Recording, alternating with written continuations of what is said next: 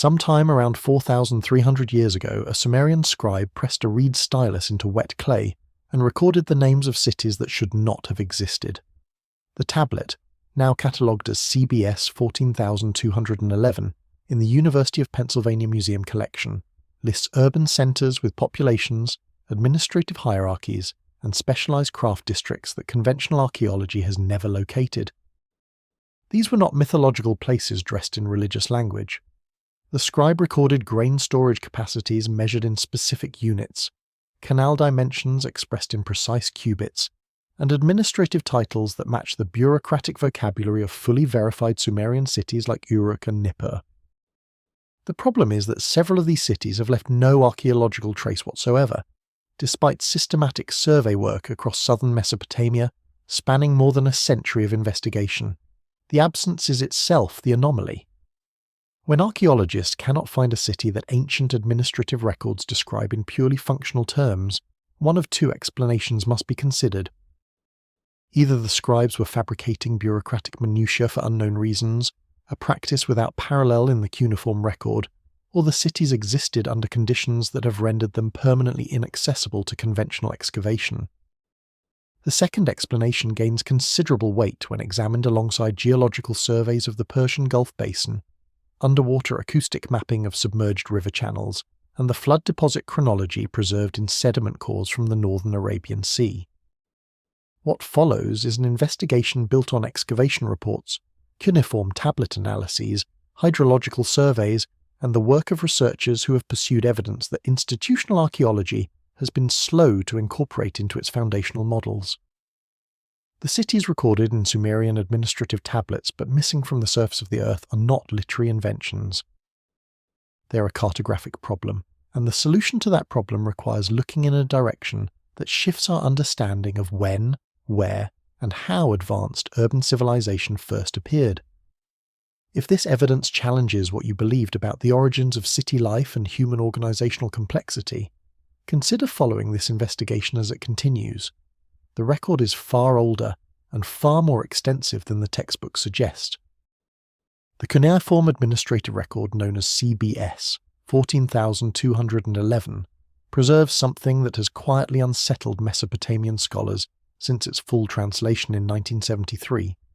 Written in archaic Sumerian, using sign forms that linguistic analysis places firmly in the Earthly period, approximately 2100 to 2000 BC, the tablet enumerates 17 urban settlements, with details that go far beyond ceremonial or mythological convention. Each entry specifies the number of households registered for grain allocation, the capacity of the primary storage facility in units of gur, the type of canal access serving the settlement, and the title of the chief administrative official. 12 of the 17 cities listed on this tablet correspond to known archaeological sites that have been excavated and confirmed. The remaining 5 have never been located despite the fact that the tablet describes their infrastructure with the same matter-of-fact precision applied to cities whose ruins we have physically walked through. The significance of this discrepancy cannot be overstated. Cuneiform administrative records are among the most reliable historical documents produced by any ancient civilization. The Sumerians were meticulous bureaucrats whose accounting systems tracked grain allocations, labour obligations, and canal maintenance schedules with a precision that modern administrative historians find remarkable. When a Sumerian scribe recorded the number of households in a city and the name of its chief administrator, that scribe was not composing mythology. The genre conventions of Sumerian administrative writing were purely functional, concerned with the management of resources and populations in ways that required accurate information to be operationally useful. The 5 unlocated cities on CBS 14211 are described in administrative rather than mythological language, which means the most parsimonious explanation for their absence from the archaeological record is not that they were invented, but that they have not been found.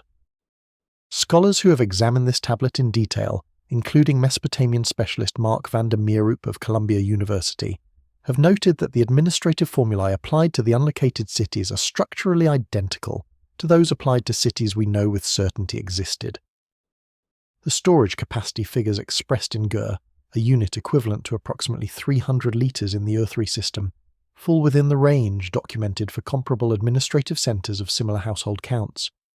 The canal access designations use standard Sumerian terminology for waterway classification that appears in irrigation management texts from multiple verified sites.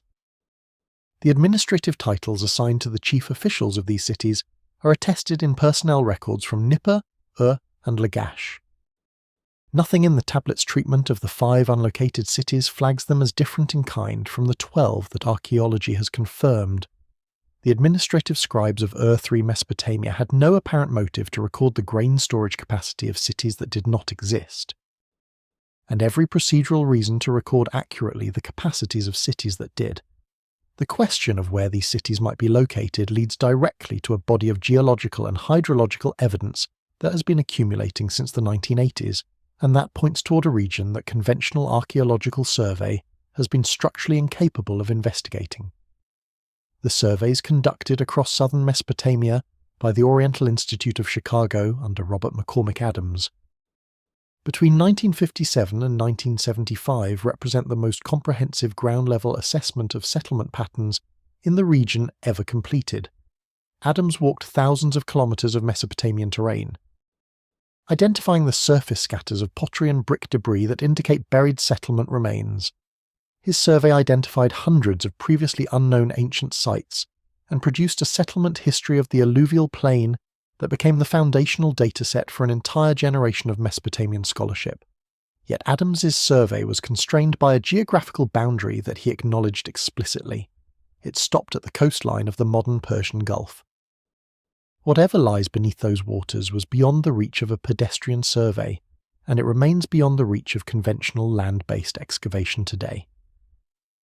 The 5 cities on CBS 14,211 may not have been found because we have not yet developed the institutional commitment to look for them in the place. The geological evidence most strongly suggests they should be. In 2010, geomorphologist Jeffrey Rose published a paper in Current Anthropology that reframed the entire question of Mesopotamian origins with a detail so significant that its implications have still not been fully absorbed by mainstream archaeological discourse. Rose's analysis of bathymetric data from the Persian Gulf floor revealed the preserved channels of a major river system that ran through what was, during periods of lower sea level, an exposed landmass roughly the size of Great Britain. This submerged plain, which Rose designated the Gulf Oasis, would have been one of the most habitable environments on the planet during the period between 74,000 and 8,000 years ago, fed by freshwater inflow from the Tigris, Euphrates, Karun, and Wadi Batn rivers converging into a single drainage basin, before emptying into the Indian Ocean through a narrow strait near modern Oman. The flooding of this basin as sea levels rose following the end of the last glacial maximum was not a single catastrophic event, but a progressive inundation that consumed approximately 1 million square kilometers of settled land over several thousand years. Rose's argument was built on multiple converging lines of evidence. The bathymetric data showed that the floor of the Persian Gulf is not a featureless submarine plain, but a topographically varied landscape preserving the imprint of river systems, floodplains, and estuarine environments that existed when the basin was above sea level. The channel systems visible in the bathymetric mapping follow the drainage logic of a functioning hydrological network, with smaller tributaries joining larger channels in the hierarchical pattern characteristic of river basins, rather than the irregular topography that characterizes purely geological formations. The channels are not erosion features produced by submarine processes. They are the preserved ghosts of rivers that once flowed across dry ground. Their course is maintained in the sedimentary record because the flooding that covered them was gradual enough to bury rather than erase the underlying topography. The habitability case Rose constructed for the Gulf Oasis was grounded in paleoclimatic data, indicating that the region during its exposed phase experienced a significantly wetter climate than it does today. Pollen records from sediment cores taken from lake beds in Oman and Yemen, analysed by palynologist Juris Zarins and colleagues in a series of studies published between 1990 and 2005, demonstrate that the Arabian Peninsula supported substantial woodland cover and permanent water bodies during the period corresponding to the last humid phase, roughly 10,000 to 6,000 years ago. The same humid conditions that sustained vegetation on the present land surface of Arabia would have prevailed across the Gulf Basin when it was exposed, creating an environment with permanent rivers, productive estuaries, and a resource base capable of supporting substantial human populations over extended periods. Rose calculated that the freshwater discharge from the 4 converging river systems would have created a permanent lake in the lower Gulf Basin, an inland sea surrounded by fertile margins that represented precisely the kind of rich, resource-diverse environment where archaeological evidence suggests complex human societies tend to develop. The timing of the Gulf Basin's flooding is of critical importance to the question of what the unlocated cities on CBS 14,211 represent. The major phase of flooding that transformed the Gulf Oasis from a predominantly terrestrial environment to the shallow sea we know today occurred between approximately 8,000 and 6,000 years ago, based on the sea level chronology established through analysis of coral terraces, beach ridge sequences, and foraminifera assemblages in Gulf sediment cores. This period corresponds precisely with the transition between the pre-Ubaid and Ubaid phases of southern Mesopotamian prehistory, the moment when the archaeological record of the alluvial plain begins to show the sudden appearance of sophisticated material culture that has puzzled archaeologists since Woolley's excavations at Ur first made the anomaly visible. The population that lived in the Gulf Oasis as its flooding progressed did not disappear. It moved, carrying with it whatever knowledge, organizational practices and technical capabilities it had developed during its occupation of the most fertile environment in the ancient Near East. The city of Eridu, which Sumerian tradition unanimously identifies as the first city ever established on Earth, sits today as a low mound rising from the flat desert of southern Iraq, approximately 12 kilometers southwest of the ancient city of Ur. Iraqi archaeologist Fuad Safar led excavations at the site between 1946 and 1949, uncovering a stratigraphic sequence that remains one of the most significant and least discussed discoveries in the entire history of Mesopotamian archaeology. Beneath the remains of the classical Sumerian temple complex dedicated to the god Enki, Safar's team identified 17 distinct building levels, each representing a complete phase of temple construction that was deliberately dismantled and rebuilt on the same foundations. The deepest of these levels, designated Level 17 in the excavation report, contained architectural elements including fired brick bonding patterns and foundation design principles that displayed no developmental precursors in the underlying deposits. The temple did not grow from a simple shelter into a sophisticated structure. It appeared at its earliest documented phase. Already knowing what it was, the architectural evidence from Level 17 is worth examining in precise detail, because the specifics are more anomalous than the general observation suggests.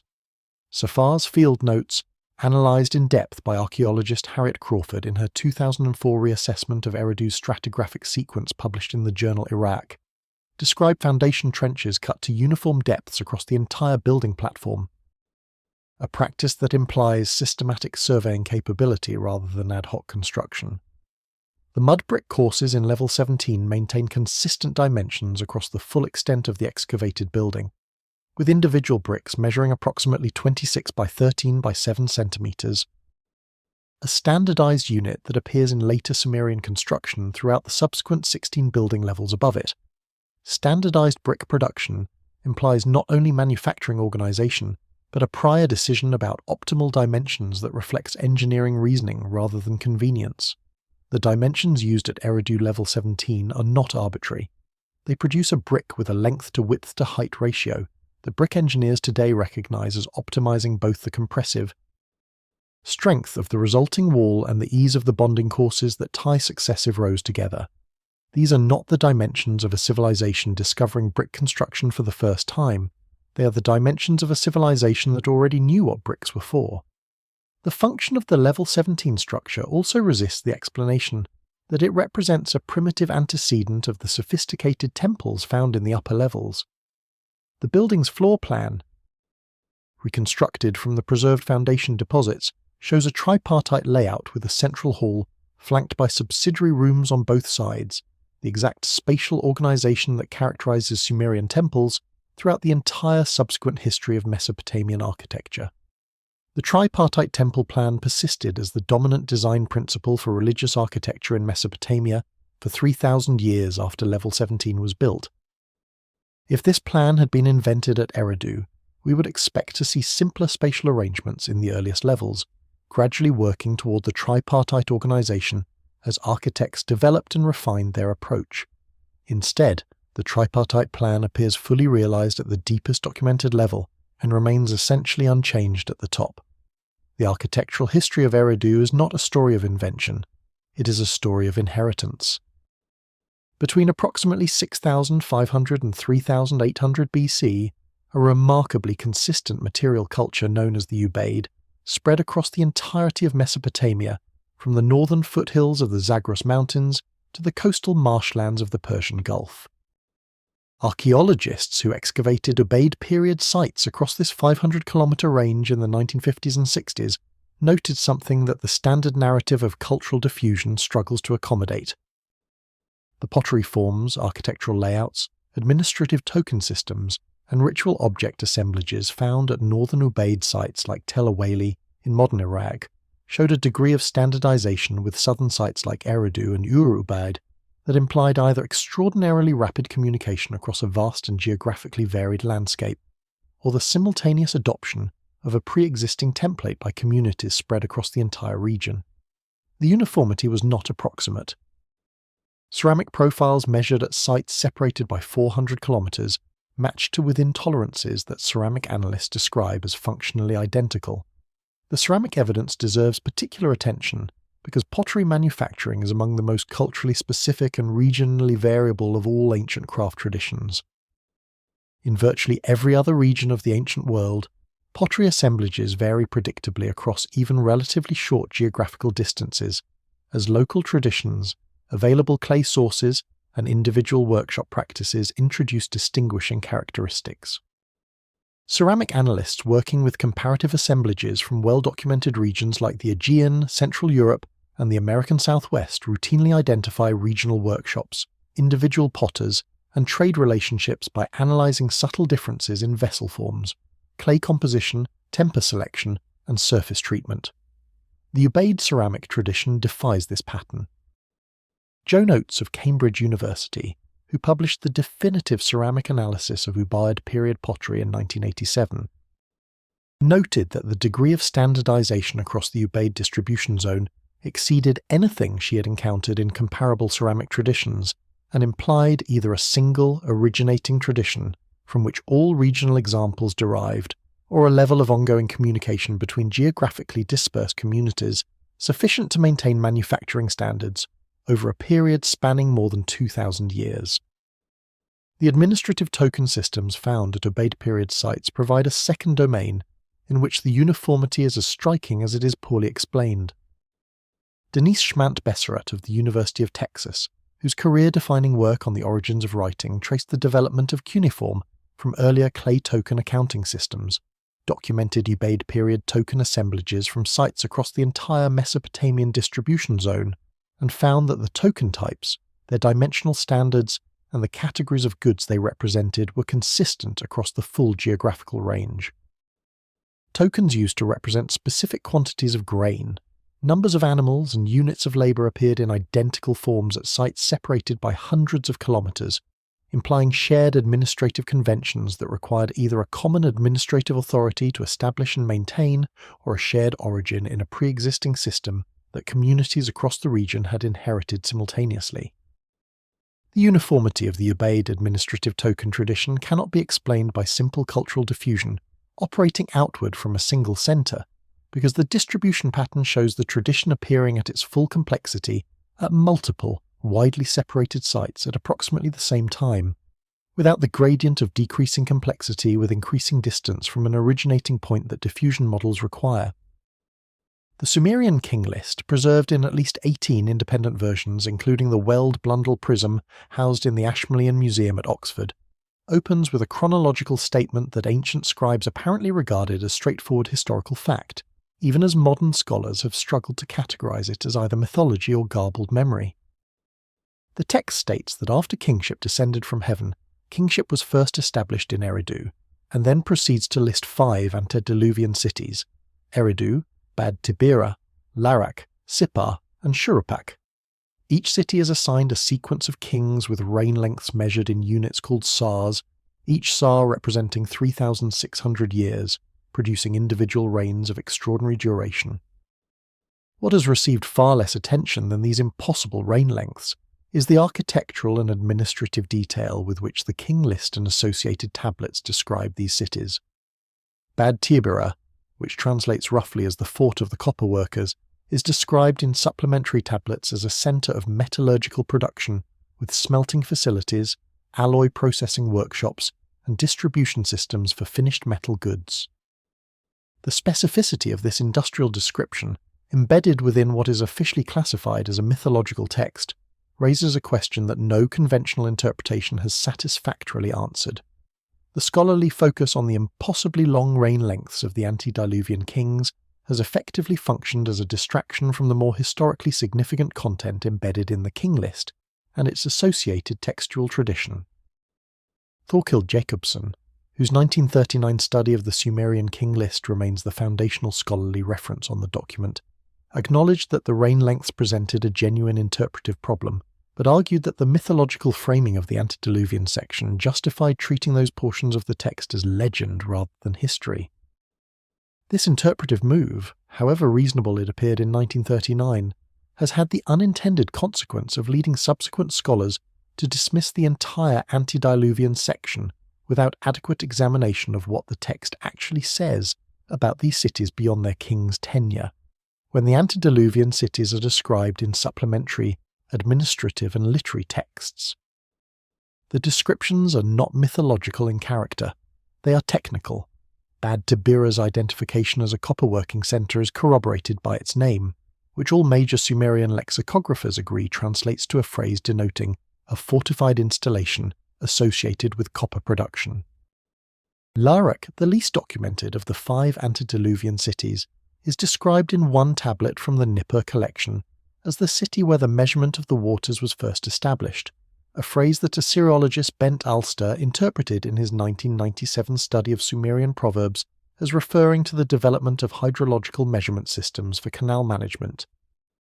Sippar, the most northerly of the antediluvian cities and the only one whose location has been firmly established through archaeology, is described in the king list tradition as the city of the sun god Shamash and as a centre of astronomical observation. Archaeological work at Abu Habba, identified as ancient Sippar by Hormuzd Rassam's excavations in 1881, confirmed that the city contained an extensive scribal school whose tablets included astronomical observation records of considerable antiquity. The detail is consistent, the cities are not mythological placeholders. They are described as functional urban centres with identifiable economic and administrative specializations. And the 2 of the 5 that archaeology has located demonstrate exactly the characteristics the textual tradition claims for them. When philologist Thorkild Jacobsen published his comprehensive analysis of Sumerian administrative vocabulary in 1970, he noted an anomaly that subsequent scholarship absorbed without adequately explaining. A significant number of Sumerian administrative terms, particularly those relating to canal management, grain storage, and urban planning, had no recoverable etymology within the Sumerian language itself. These terms, which Jacobsen catalogued as substrate vocabulary, appeared in the earliest cuneiform tablets already fully formed and semantically precise, as if borrowed wholesale from an earlier administrative tradition that left no other linguistic traces. The terms covered exactly the domains of knowledge one would expect to find in a pre-existing urban civilization: hydraulic engineering, large-scale agricultural coordination, population census methodology, and standardized weight and measure systems. Jacobsen identified more than 300 such terms, and subsequent researchers working with expanded tablet databases have extended that catalogue considerably. The Sumerian scribes who first pressed these words into clay were not inventing a vocabulary for new concepts. They were transcribing a technical lexicon that already existed. The significance of substrate vocabulary in historical linguistics is well established.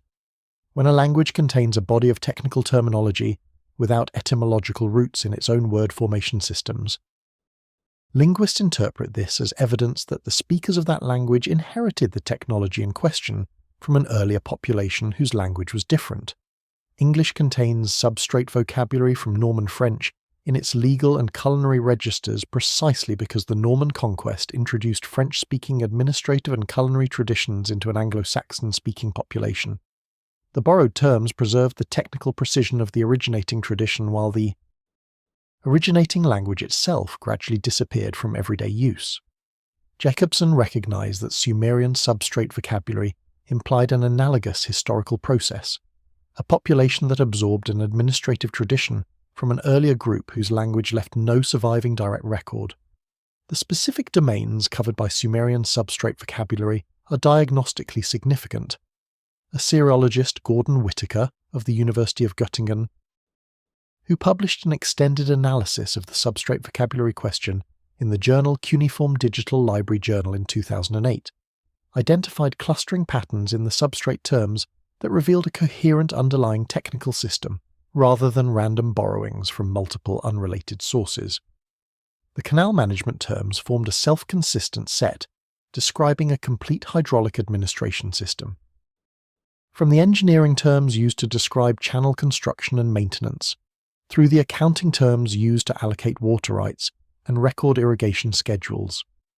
The grain storage terms similarly formed a complete administrative vocabulary covering storage facility construction, inventory management, spoilage assessment, and redistribution logistics. These were not isolated borrowed words filling gaps in an otherwise native vocabulary. They were complete technical registers imported wholesale from a tradition that had fully developed each domain before the Sumerians encountered it. Whitaker's analysis identified a particularly revealing pattern in the substrate terms related to urban surveying and land measurement. The Sumerian words for the basic operations of laying out a city grid, establishing property boundaries, and calculating areas for taxation purposes all belong to the substrate category. This means that when the first Sumerian cities were established, the vocabulary used to describe their physical organization was borrowed rather than native. The Sumerians were describing the act of city planning in words inherited from people who had already done it. The implications of this observation extend to the question of the unlocated antediluvian cities. If the Sumerians inherited their urban planning vocabulary from a pre-existing tradition, that tradition must have included the physical practice of building and administering cities, and the most plausible location for those earlier cities, given the geographical and geological context, remains the now submerged Gulf basin where the substrate vocabulary's originators most likely lived. The systematic acoustic mapping of the Persian Gulf seabed, conducted between 2003 and 2012 by a consortium of petroleum survey teams, produced datasets that were made available to geological researchers through publications in the Journal of the Geological Society of London. Geologist Hans-Peter Förster's analysis of these datasets, published in 2012, identified a network of preserved river channel features on the Gulf floor that matched precisely with the hydrological modelling Geoffrey Rose had applied to reconstruct the pre-flooding drainage system of the Gulf basin. What Förster's analysis added to Rose's foundational work was the identification of anomalous reflectance patterns along the banks of these submerged channels, patterns that experienced petroleum survey geologists recognized as consistent with the subsurface signature of densely packed occupation debris, the compressed mineralized remains of sustained human settlement. These anomalous reflectance zones appeared at intervals along the channel system that corresponded to spacing patterns consistent with the administrative geography described in Sumerian tablets for the antediluvian cities. The acoustic mapping methodology employed by the petroleum survey teams that generated these datasets uses differences in the reflectance properties of subsurface materials to distinguish between geological formations of different compositions and densities. Compacted occupation debris, the accumulated material of sustained human settlement including broken pottery, ash deposits, collapsed mud brick structures, and the biological residues of concentrated human habitation, produces a characteristic reflectance signature that trained geophysicists can distinguish from surrounding geological deposits with considerable reliability. The same methodology has been used successfully to identify buried archaeological sites across the Middle East in contexts where surface survey was impossible or impractical, and its application to the Gulf floor datasets by Förster and his collaborators produced results that the research team described as strongly suggestive of anthropogenic origin for the anomalous zones they identified. The spacing of these anomalous reflectance zones along the reconstructed river channel system deserves careful attention. Foerster's analysis identified 11 distinct zones distributed along the primary channel system and its major tributaries. The spacing between these zones, averaging approximately 40 kilometers along the main channel, with closer spacing along the more productive tributary regions, corresponds to the settlement spacing documented for the confirmed Sumerian cities along the Euphrates during the Earthly period. This is not a coincidence that can be dismissed easily. The spacing of ancient cities along river systems reflects the administrative geography of agricultural irrigation. Specifically, the relationship between the productive agricultural area that a given irrigation system can support and the administrative capacity of an urban centre to manage that agricultural zone. The 40-kilometre average spacing documented by Robert McCormick Adams for Earth-3 period settlements along the Euphrates reflects this administrative geography operating under the specific agricultural conditions of southern Mesopotamia. The same spacing appearing in the Gulf floor anomaly pattern suggests the same administrative geography operating under comparable agricultural conditions in a comparable fluvial environment. The conventional timeline of metallurgical development places the beginnings of systematic copper smelting in the ancient Near East at approximately 6000 BC, with the development of arsenic bronze occurring around 3500 BC and the deliberate production of tin bronze following several centuries later. This sequence, reconstructed from the stratigraphic record of excavated sites across Anatolia, the Zagros Highlands and the Levant, represents what mainstream archaeology presents as the natural developmental arc of human metalworking. The problem with this tidy sequence becomes apparent when examining a specific category of metal artifacts that have emerged from sites across the broader Mesopotamian region and have been catalogued, largely without adequate interpretive framework. In museum collections from Baghdad to Berlin, copper and bronze objects recovered from contexts that stratigraphic analysis places firmly before the established timeline of their supposed invention display alloy compositions that metallurgist Cyril Stanley Smith, writing in 1981, characterized as indicating knowledge of optimal ratios that modern foundry practice would recognize as technically sophisticated. Smith's observations, published in his collected essays A History of Metallography, were based on spectrographic analysis of metal artifacts from pre-Ubaid and early Ubaid contexts at multiple Mesopotamian sites. The analysis revealed copper objects with arsenic contents in the range of 2 to 4%, a compositional range that produces a copper alloy with significantly enhanced hardness and casting properties compared to unalloyed copper. The critical issue is not that arsenic-copper alloys were produced at this early date. The geological association of arsenic minerals with copper ores in the Zagros region means that some arsenic content in early copper smelting products might occur naturally. The critical issue is the consistency of the arsenic content across multiple objects from multiple sites. Natural co-smelting of copper and arsenic ores produces variable arsenic content depending on the specific ore body used. Consistent arsenic content across geographically separated production sites implies deliberate alloying, the intentional addition of arsenic to achieve a target composition that the metallurgists knew from experience would produce the desired material properties. The deliberate alloying interpretation is supported by finds from the site of Tali Iblis in southeastern Iran, excavated by Joseph Caldwell of the Illinois State Museum between 1964 and 1966. Caldwell's team recovered crucibles and smelting debris from contexts dating to approximately 4000 BC that showed evidence of multi-stage smelting procedures consistent with deliberate alloying rather than single-stage ore reduction. Residue analysis of the crucibles, published by Vincent Pigott of the University of Pennsylvania Museum in 1999, identified the presence of arsenical minerals that had been added to the copper charge as a separate ingredient, rather than being present as a component of the copper ore itself. The Tali Iblis metallurgists were not accidentally producing arsenic-copper alloys through the opportunistic use of mixed ores. They were deliberately manufacturing a specific alloy according to a compositional target that they understood in terms of the material performance it delivered.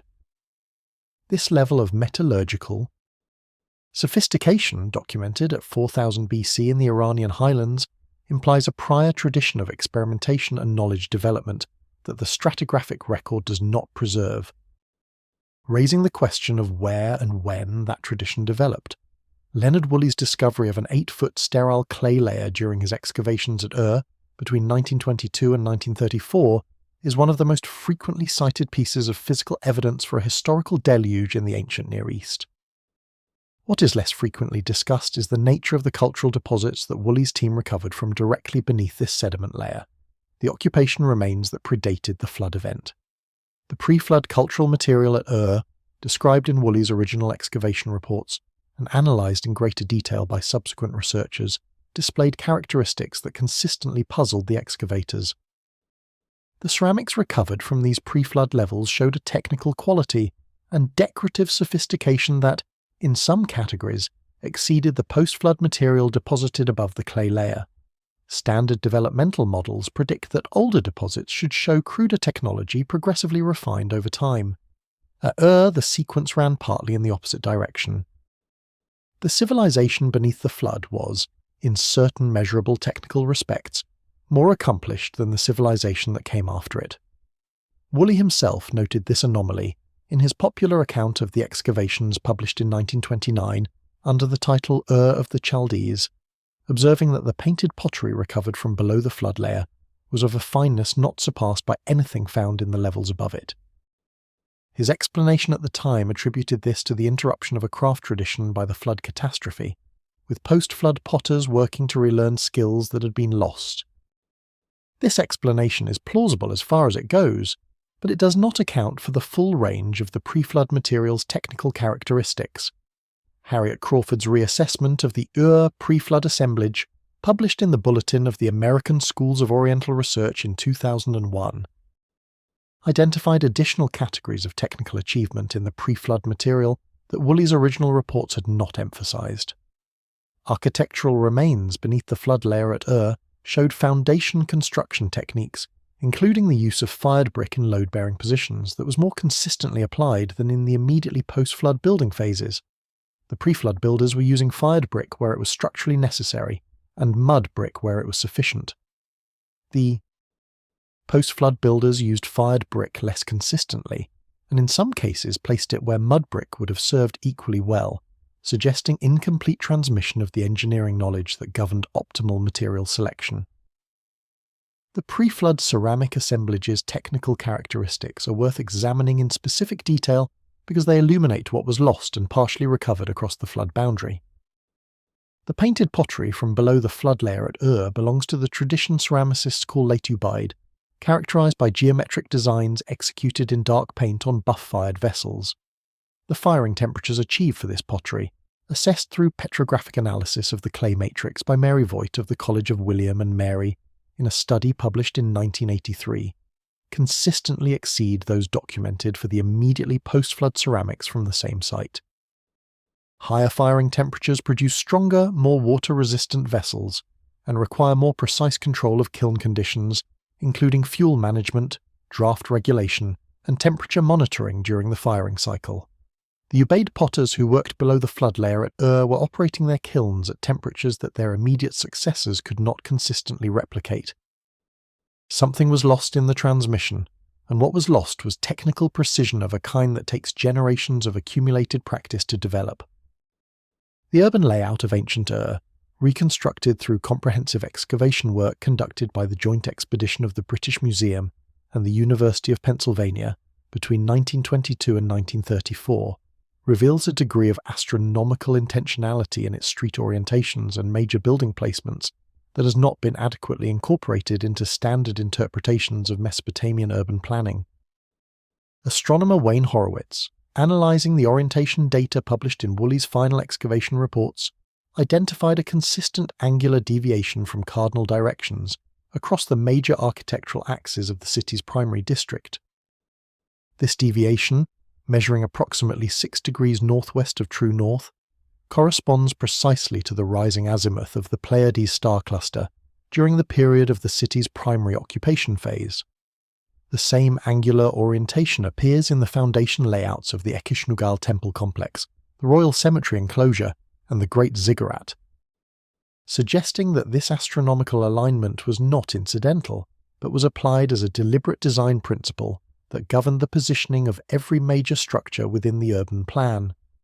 The Pleiades held a specific significance in Mesopotamian astronomical tradition that goes beyond their visual prominence in the night sky.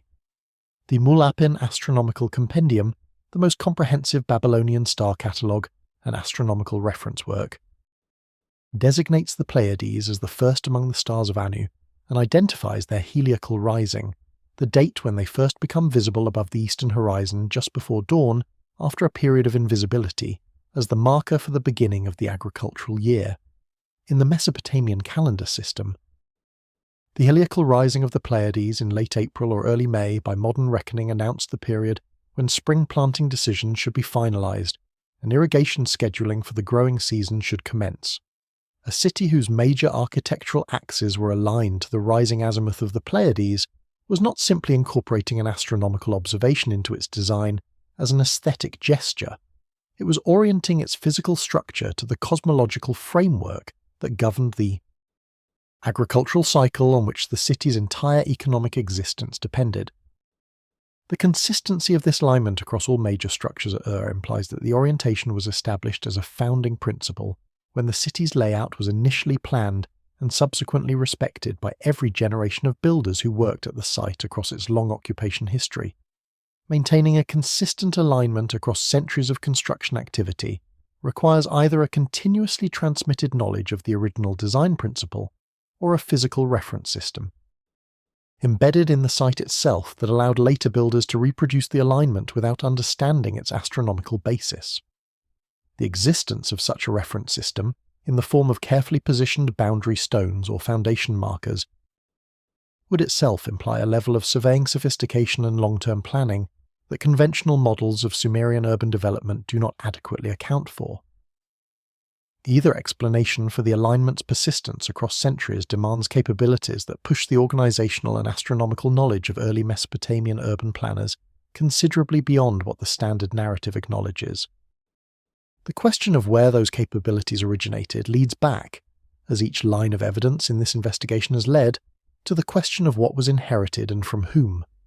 Every major Sumerian city maintained a ziggurat, a massive stepped structure rising from the flat alluvial plain to dominate the urban landscape for distances of many kilometers in every direction.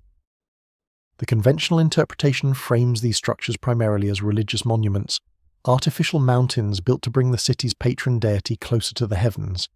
This interpretation is not wrong in its religious dimension, but it is incomplete in a way that becomes apparent when the physical specifications of ziggurat construction are examined against what the cuneiform record actually says these buildings were designed to do.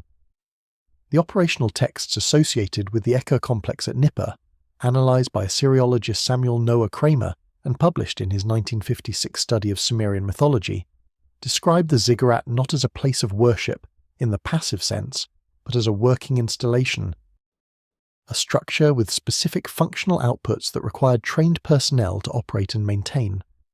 The Echo texts describe measurement activities, observation procedures, and communication functions that the structure was designed to facilitate, functions that go considerably beyond the conduct of religious ceremony. The physical specifications of the best-preserved ziggurat. The Great Ziggurat of Ur, built by Ur-Nammu around 2100 BC and partially reconstructed in the 1980s, provide the starting point for understanding what these structures were engineered to accomplish, beyond the housing of religious ritual. The ziggurat's base platform measures approximately 64 meters by 45 meters, rising in 3 stages to an original height, estimated at between 21 and 25 meters above the surrounding plain. These dimensions were not arrived at through aesthetic preference or religious symbolism alone. Structural engineer Harriet Brickwell, analysing the load distribution characteristics of the Ur ziggurat in a study published in the journal World Archaeology in 1994, demonstrated that the specific angle of batter applied to the ziggurat's outer walls, approximately 72 degrees from horizontal, represents the optimal inclination for a massive mud brick structure in the specific soil conditions of the southern Mesopotamian alluvial plain. The builders were solving an engineering problem with a precision that implies not trial and error, but prior knowledge of structural mechanics applied to the specific material and geotechnical conditions of the site. The Echo texts that Kramer analysed describe personnel categories assigned to the ziggurat complex that reveal its functional range. Among the temple personnel listed are individuals whose titles translate to Watchers of the Horizon, Measurers of the Shadow, and Keepers of the Water Clock. The Watcher of the Horizon is a designation that appears in Babylonian astronomical texts in association with the observation of stellar risings and settings. The systematic recording of the azimuths at which celestial bodies appear above and disappear below the horizon. A trained observer stationed at the summit of a ziggurat 25 meters above the surrounding plain would command a horizon circle of extraordinary clarity in the flat Mesopotamian landscape, free of the visual obstructions that ground-level observation would encounter. The measurer of the shadow designation connects directly to gnomon-based timekeeping and solar observation.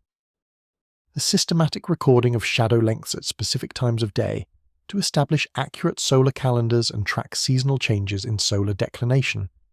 The Keeper of the Water Clock designation implies the maintenance of precision timing devices whose primary application in the ancient Near East was astronomical.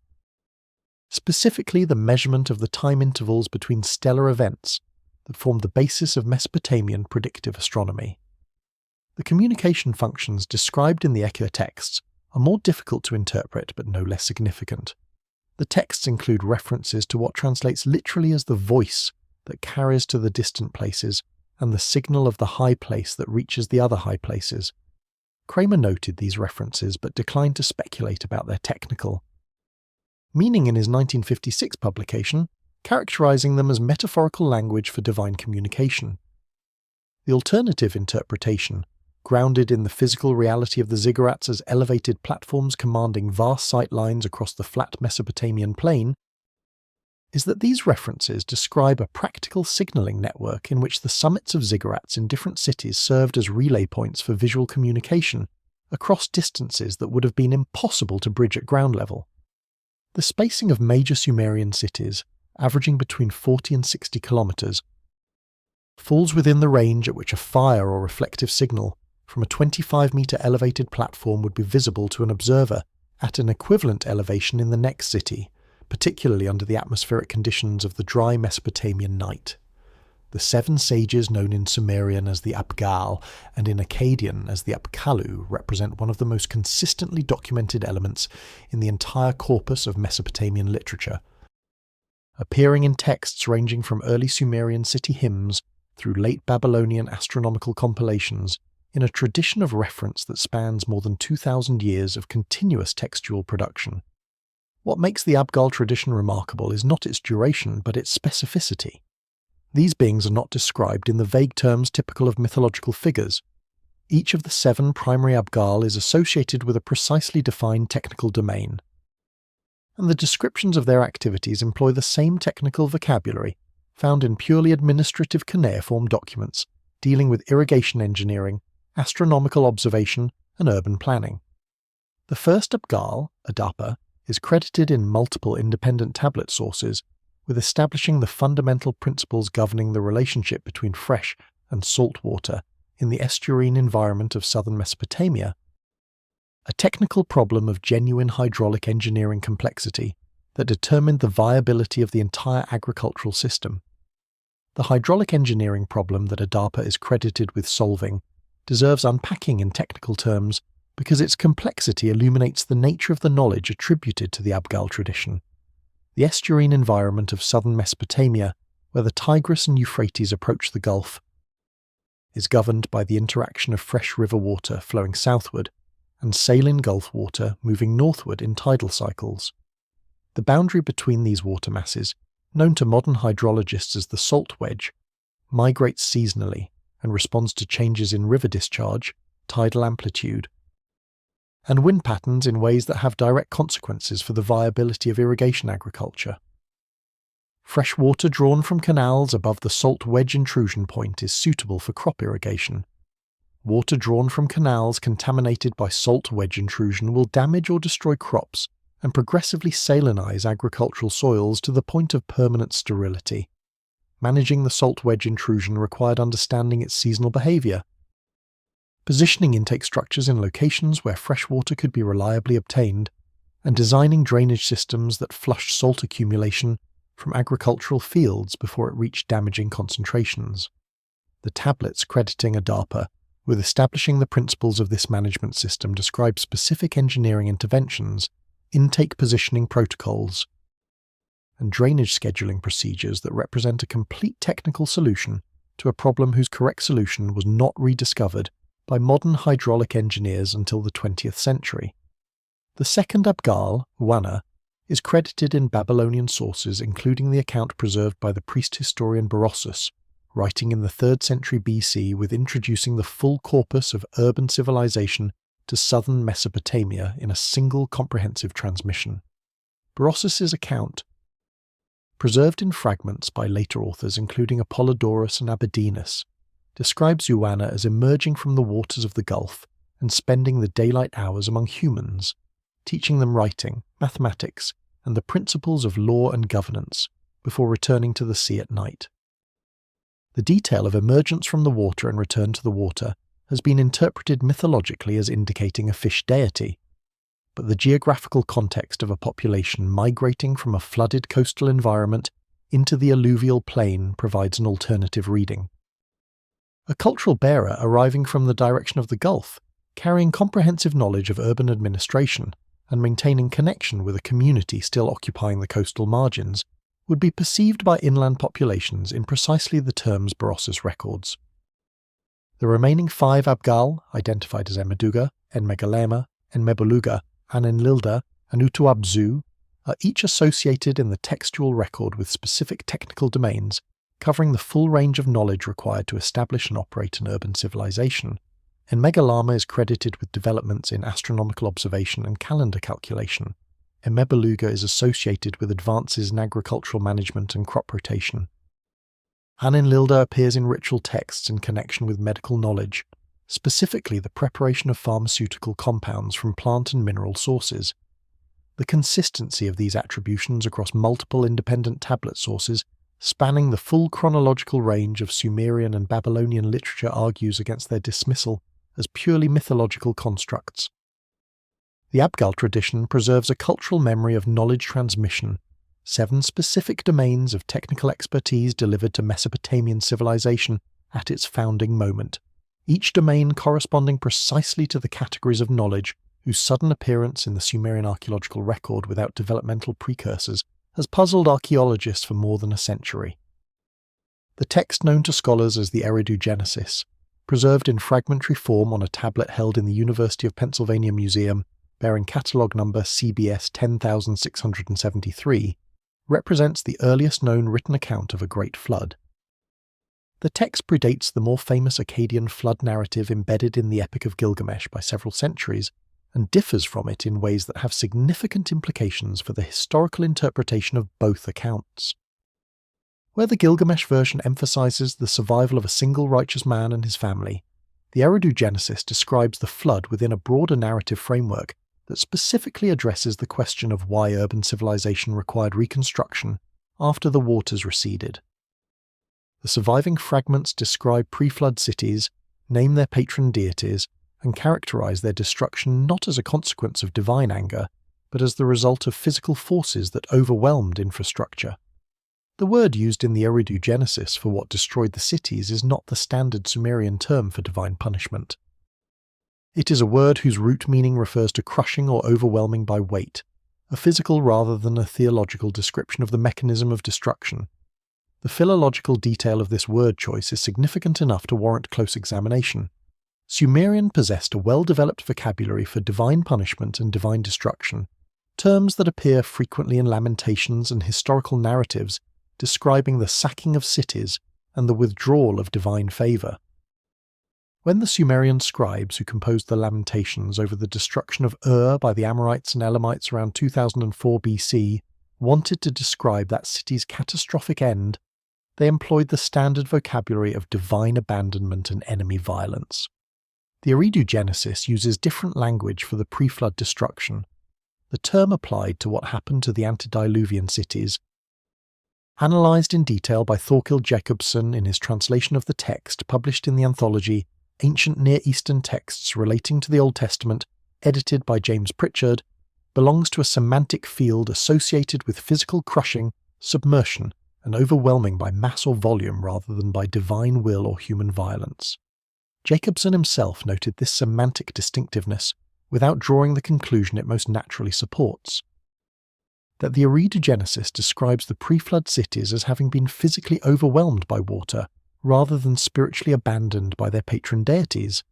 The surviving fragments of the Eridu name the pre-flood cities and their patron deities in terms that partially overlap with the antediluvian city list in the Sumerian king list, but include additional details not present in the king list tradition.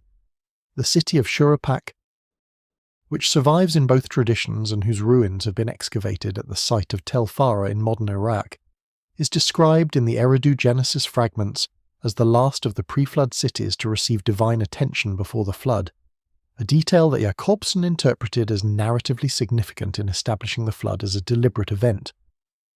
The alternative interpretation, consistent with the physical destruction language used elsewhere in the text, reads this detail as geographical rather than theological. Shuruppak was the most northerly of the antediluvian cities listed in the Eridu, and in a scenario of progressive flooding moving northward from the Gulf basin, it would indeed have been the last city reached by the rising waters. The narrative geography of the Eridu, in other words, encodes the physical geography of a flooding event moving in a specific direction across a specific landscape. And that direction and landscape correspond precisely with the progressive inundation of the Gulf basin as sea levels rose following the end of the last glacial maximum. The hydrological history of the Persian Gulf, since the peak of the last glacial maximum approximately 20,000 years ago, has been reconstructed through multiple independent lines of evidence, including oxygen isotope analysis of foraminifera in sediment cores, beach ridge chronology along current Gulf coastlines, and the acoustic mapping data discussed in earlier segments of this investigation. The synthesis of these datasets, presented most comprehensively in a 2007 study by Abdulkader Ayub and colleagues published in the journal Quaternary International, establishes a flooding chronology of considerable precision. At the last glacial maximum, the Gulf basin was entirely exposed. A river valley fed by the converging drainage of 4 major river systems, with a climate significantly more humid than the region experiences today. Sea level rise began approximately 14,000 years ago, as global ice sheets began melting, and proceeded in a series of phases that included both gradual inundation and periods of dramatically accelerated flooding, corresponding to episodes of rapid ice sheet collapse. The most significant of these acceleration events, occurring approximately 8,000 years ago, raised Gulf sea levels by several meters within a period of centuries, converting the remaining exposed areas of the Gulf basin from productive agricultural land into open water within a time frame well within the span of cultural memory. The precision of the flooding chronology established by Ayub and colleagues rests on the convergence of 3 independent dating methods that provide mutually corroborating results. Oxygen isotope ratios in foraminifera, microscopic marine organisms whose shells record the temperature and salinity of the water in which they formed, provide a continuous record of changing oceanic conditions in the Gulf sediment cores. The transition from the low salinity, variable temperature conditions characteristic of a partially enclosed or recently flooded basin to the higher salinity, more stable conditions of an established shallow sea appears as a distinct isotopic shift in the core records. And this shift has been dated at multiple coring locations to the period between 8,500 and 7,500 years ago. Beach ridge sequences along the current Gulf coastlines of Kuwait, Qatar, and the United Arab Emirates preserve a physical record of former shoreline positions that can be dated through radiocarbon analysis of organic materials embedded in the beach sediments. These sequences document the progressive northward and westward advance of the Gulf shoreline as flooding proceeded, and the radiocarbon dates from the successive ridges establish a flooding rate and chronology consistent with the foraminifera isotope record. The convergence of these 2 independent datasets with the acoustic mapping evidence discussed previously creates a flooding chronology whose broad outlines are established beyond reasonable scientific dispute. The human consequences of the 8,000-year acceleration event, the most rapid and significant phase of Gulf flooding, can be assessed in terms of the land area consumed and the population it would have supported. At the rate of sea level rise documented for this period, approximately 1 meter per century during the acceleration phase, based on the beach ridge chronology, a coastal community in the lower Gulf basin would have experienced the loss of several kilometers of coastline within a single human lifetime.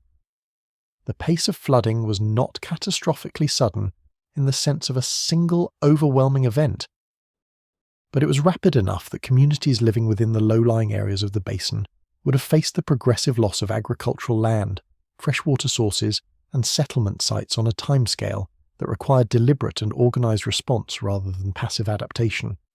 The populations of the Gulf Oasis did not drown, they migrated.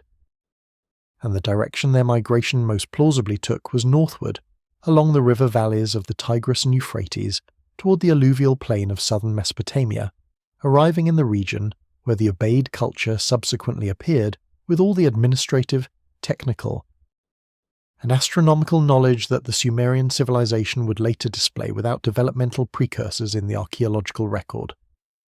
Among the hundreds of thousands of cylinder seals recovered from Mesopotamian archaeological contexts and now distributed across museum collections worldwide, a specific subset has attracted the attention of researchers interested in the question of pre-Sumerian technological knowledge.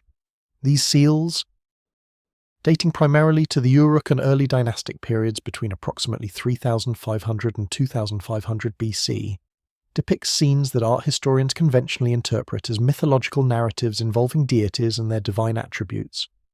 The alternative reading, pursued by researchers including Ziggurats and more recently by independent scholars working from iconographic rather than textual premises, focuses on the technical specificity with which certain objects held by or associated with the divine figures in these scenes are rendered, the level of detail applied to these objects that conventional interpretation labels as divine symbols or ritual implements, consistently exceeds what the iconographic grammar of Mesopotamian art applied to purely symbolic or ceremonial items. Ritual symbols in Mesopotamian cylinder seal art are rendered schematically. The objects in question are rendered with structural precision. The distinction between schematic and structural rendering in Mesopotamian iconography is a methodological tool that art historian Irene Winter of Harvard University developed in her analysis of early dynastic period visual narrative, published in a series of papers between 1986 and 1994. Winter demonstrated that Mesopotamian seal cutters operated with a consistent visual grammar that distinguished between objects whose symbolic meaning was primary and objects whose physical identity was primary. Divine symbols such as the horned crown associated with divine status and the ring staff associated with royal authority are rendered with consistent schematic conventions that prioritize recognition of their symbolic meaning over accurate depiction of their physical structure. Objects that seal cutters wanted viewers to identify as specific physical things, particular types of vessels, furniture, musical instruments, or tools, are rendered with structural detail that allows their physical form to be reconstructed from the image. When this methodological distinction is applied to the objects associated with divine figures in the subset of cylinder seals identified as technically anomalous, the results are striking. The objects in question are consistently rendered according to the structural detail convention, meaning the seal cutters intended them to be recognized as specific physical things rather than as abstract symbols. The most extensively discussed example in this category is a cylinder seal in the collection of the British Museum, catalogued as BM 89115. Dating to the Akkadian period around 2300 BC, the seal depicts a divine figure flanked by attendants and holding an object that conventional interpretation describes as a divine emblem. The structural rendering of this object, however, includes details that do not correspond to any known category of Mesopotamian ritual equipment. The object shows a cylindrical body with what appear to be fins or stabilizing veins at one end and a pointed terminus at the other, rendered with the consistent proportional relationships that structural depiction in Mesopotamian seal art maintains. Iconographer Vaughan Crawford of the Metropolitan Museum of Art, analysing this seal in a 1968 catalogue entry, noted that the object's rendering was unusually precise for a ritual emblem, and suggested that it might represent an actual physical device of unknown function. The alternative interpretation, that it represents a technology inherited from the pre-flood civilization, whose knowledge the divine figures in Mesopotamian iconography are consistently credited with transmitting, cannot be dismissed on iconographic grounds alone, and the accumulation of similar anomalous renderings across multiple seals from multiple periods and collections suggests that whatever these objects were, the seal cutters who depicted them had either seen them or were working from descriptions detailed enough to allow structural rather than schematic rendering. In 1899, a clay tablet excavated from the ruins of Nippur by the University of Pennsylvania expedition was identified as the oldest known map of a city. The Nippur map, now housed in the Hilprecht collection at the University of Jena, depicts the layout of Nippur itself with a cartographic accuracy that surprised the scholars who first analysed it. The city's major canals, temple precincts and outer walls correspond to identifiable features in the archaeological record, with a precision that demonstrates sophisticated surveying capability and an abstract cartographic understanding of representing three-dimensional space in two-dimensional form.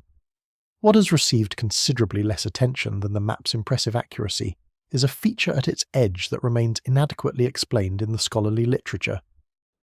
The map includes a series of name locations beyond the city's walls that are connected by lines. Conventional interpretation reads as roads or canals. Several of these name locations have never been identified with known archaeological sites, despite exhaustive survey work in the region surrounding ancient Nippur.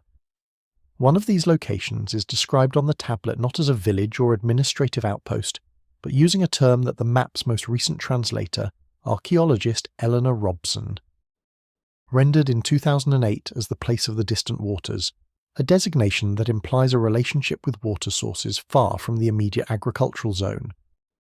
The cartographic precision of the Nippur map's depiction of the city itself provides the context needed to evaluate the anomalous peripheral features. When a document demonstrates high accuracy in its representation of verifiable content, the accuracy creates an obligation to take its unverifiable content seriously, rather than dismissing it as decorative or symbolic. The Nippur map's rendering of the city's canal system has been validated against the archaeological record with a precision that cartographic historian Norman Thrower of UCLA, writing in his 1996 survey of the history of cartography, described as remarkable for any pre-modern mapping tradition. The city's 4 major canals are shown with correct relative positions, approximate proportional spacing, and accurate depictions of where they breach the outer city wall. The temple precinct of Enlil at the city's centre is correctly positioned relative to the canal network. The outer wall with its gates is depicted with sufficient accuracy that archaeologists conducting excavations in the 1950s were able to use the map as a guide to locating buried architectural features. A document with this level of demonstrated accuracy in its depiction of known features deserves to have its unknown features investigated, rather than explained away. The designation, place of the distant waters that Robson identified in her 2008 analysis of the map's peripheral annotations, is linguistically specific in a way that resists purely metaphorical interpretation.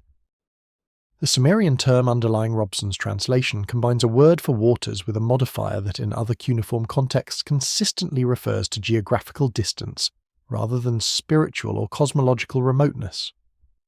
The same modifier appears in administrative records describing trade goods transported from distant sources, in military records describing campaign targets at extended distances from the Mesopotamian heartland, and in geographical compositions describing rivers and lakes in regions peripheral to the Sumerian world. In none of these contexts does the modifier carry metaphorical meaning. It refers to actual geographical distance. The place of the distant waters on the Nippur map is therefore most naturally read as a location associated with a specific body of water that was, from the perspective of Nippur's inhabitants, genuinely far away in a southerly direction. The Persian Gulf, and specifically the submerged Gulf basin, where the antediluvian cities are most plausibly located, lies in precisely that direction. The unnamed locations on the Nippur map's periphery that have never been matched to known archaeological sites present an additional dimension of the same problem posed by the unlocated cities on CBS 14,211. Robert McCormick Adams's pedestrian survey of the Nippur region, which represents the most comprehensive ground-level assessment of settlement patterns in that part of Mesopotamia ever conducted, identified no sites corresponding to several of the map's peripheral locations within the surveyed area. The locations are named on the map with the same type of place name notation used for locations within the survey area that archaeology has confirmed, suggesting they were real places whose existence the map's creators regarded as established fact. The most parsimonious explanation for their absence from Adam's survey is not that the map's creators invented them, but that they lie outside the geographical range that Adam's land-based survey could reach, which means, given their southerly direction on the map, that they lie in the direction of the Gulf and possibly beneath its waters. In 2016, a comprehensive genomic study of ancient Mesopotamian populations published in the journal Science by Wolfgang Haak and a team of researchers from the Max Planck Institute for Evolutionary Anthropology produced results that reframed a long-standing debate about the population history of the ancient Near East. The study analysed DNA recovered from skeletal remains spanning a period from approximately 10,000 to 3000 BC from sites across the Fertile Crescent and identified a genetic discontinuity in the southern Mesopotamian population record that coincided with the period of rapid sea level rise in the Persian Gulf basin. Specifically, the analysis found that individuals buried at southern Mesopotamian sites, dating to the period immediately following the major flooding event, approximately 7,500 to 7,000 years ago, carried a genetic signature that included a proportion of ancestry not represented in the preceding local population. This additional genetic component, which the study's authors characterized as indicating migration from a coastal or riverine environment, appeared suddenly in the southern Mesopotamian record and rapidly became a consistent feature of the regional gene pool. The technical methodology underlying the Hack team's genomic analysis is worth explaining because the robustness of the evidence depends on understanding what the genetic data actually measures and how it is interpreted. Ancient DNA extraction from skeletal remains dating to the Neolithic and Chalcolithic periods requires recovery of sufficient genetic material from specimens that have experienced thousands of years of chemical degradation, and the analytical methods for distinguishing authentic ancient DNA from modern contamination have been refined progressively since the field's foundational work in the 1980s. The Max Planck Institute's Ancient DNA Laboratory, where the samples analysed in the 2016 study were processed, employs contamination controls and authentication procedures that represent the current state of the art in the field, and the Institute's publication record in ancient genomics includes studies whose findings have been independently replicated at multiple laboratories worldwide. The genetic discontinuity identified in the southern Mesopotamian population record is therefore not an artifact of methodological weakness. It is a genuine signal in the data that requires a historical explanation. The specific character of the additional genetic component that appeared in southern Mesopotamia following the major flooding event provides clues about the population that introduced it. Hack's team characterized this component as showing affinity with genetic profiles associated with coastal and riverine environments based on its distribution pattern across the broader dataset. This characterization drew on the observation that the same genetic component appeared, at lower frequencies, in populations from the coastal regions of the Arabian Peninsula and the Iranian littoral of the Gulf. Populations whose geographical position corresponds with the margins of the flooded Gulf basin.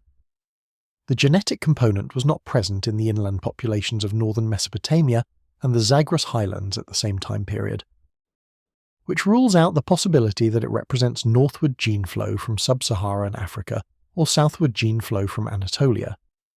Its distribution pattern is consistent with a population that had been living along the shores of the Gulf basin and its river systems, and was displaced northward into the Mesopotamian alluvial plain as those shores were progressively inundated.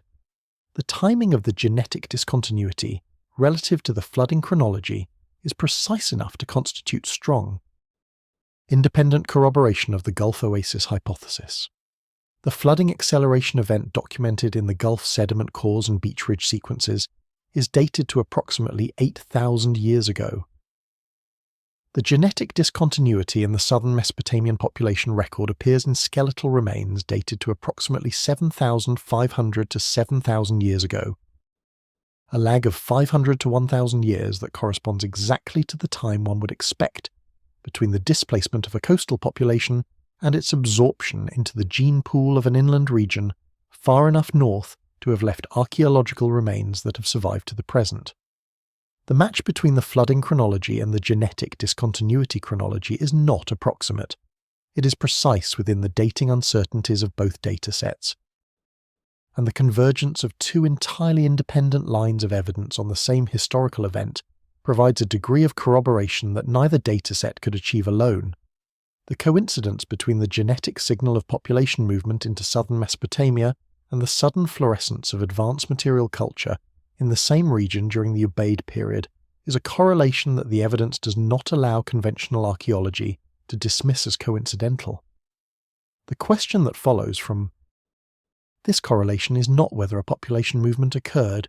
The genetic data makes that unambiguous, but what that moving population brought with it that could account for the technological and organizational capabilities that distinguish the Ubaid and subsequent Uruk cultures from their contemporaries elsewhere in the world. The answer suggested by the cumulative evidence points toward preserved knowledge systems. The accumulated technical understanding of a civilization that had existed in the Gulf Basin for potentially thousands of years before the flooding of that basin forced its population northward into the Mesopotamian plain. This knowledge, arriving with refugees who understood irrigation engineering, astronomical observation, and urban planning not as recently invented techniques but as inherited practice, would account for the absence of developmental stages in the Sumerian archaeological record that has puzzled researchers since the earliest systematic excavations of the region began. The mechanism by which a displaced population preserves and transmits a complex technical knowledge system across the disruption of forced migration is not hypothetical. It is documented in multiple historical contexts, where populations carrying specialized knowledge were displaced from their home territories and reconstituted their technical traditions in new environments. The transmission requires social structures capable of maintaining apprenticeship relationships and institutional practices across the period of migration and resettlement, and it requires the knowledge in question to be sufficiently systematized that it can be taught deliberately rather than absorbed passively through environmental immersion. The Ubaid period material culture's most striking characteristic, the uniformity of its administrative token systems and ceramic standards across a 500-kilometer distribution zone, implies exactly the kind of systematized, deliberately transmissible knowledge that a displaced professional class carrying a formal educational tradition would introduce into new territories.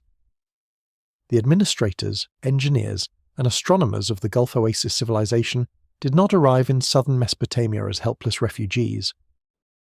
They arrived as bearers of a technical tradition that they had been trained to preserve and transmit, and the material record of the Ubaid period reflects the introduction of that tradition into a region that had not previously possessed it. The specific knowledge domains that the Ubaid population introduced can be inferred from the domains in which the archaeological record shows the most dramatic discontinuity between pre-Ubaid and Ubaid period capabilities. Hydraulic engineering is the most clearly documented domain of discontinuity.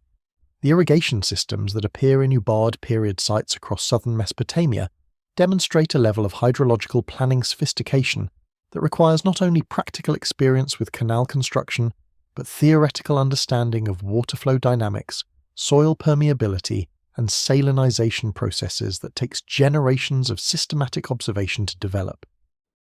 A population that had spent thousands of years managing the complex estuarine and riverine hydrology of the Gulf Basin, where freshwater management was a matter of civilizational survival in the face of progressive saline intrusion, would arrive in southern Mesopotamia with exactly the hydraulic knowledge that the Ubaid irrigation systems demonstrate.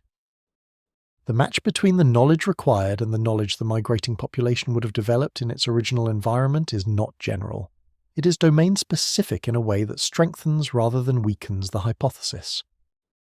The Indus Valley civilization, which flourished between approximately 3000 and 1500 BC across a region encompassing modern Pakistan and northwestern India, presents archaeologists with a developmental paradox that mirrors the one posed by Sumerian origins. When British archaeologist John Marshall announced the discovery of Mohenjo-Daro and Harappa in 1924, the academic world encountered a civilization that had appeared without developmental precursors in the regional archaeological record, displaying from its earliest documented phases a degree of urban planning sophistication, standardized weights and measures, and hydraulic engineering capability that positioned it alongside Egypt and Mesopotamia as one of the ancient world's great urban traditions. The similarities between early Indus Valley material culture and the Ubaid period material culture of southern Mesopotamia extend beyond the general parallels one might expect from roughly contemporary urban civilizations. Specific ceramic forms, administrative token systems, and construction techniques appear in both traditions in configurations that are difficult to attribute to independent parallel development.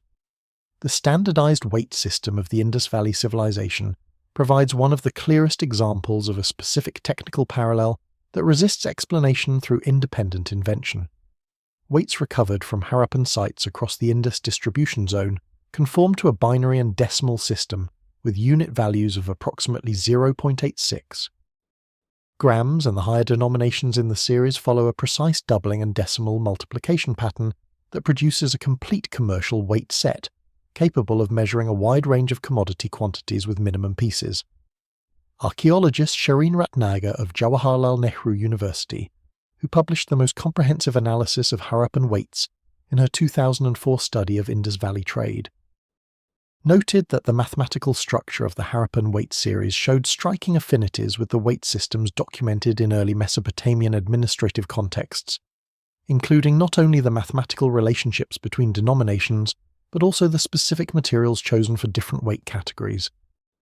With heavier weights consistently made from denser stone types and lighter weights from more finely worked materials, the probability of two independent civilizations arriving at the same mathematical structure for their commercial weight systems through unrelated processes is low enough that the parallel demands explanation as evidence of either direct contact or shared origin.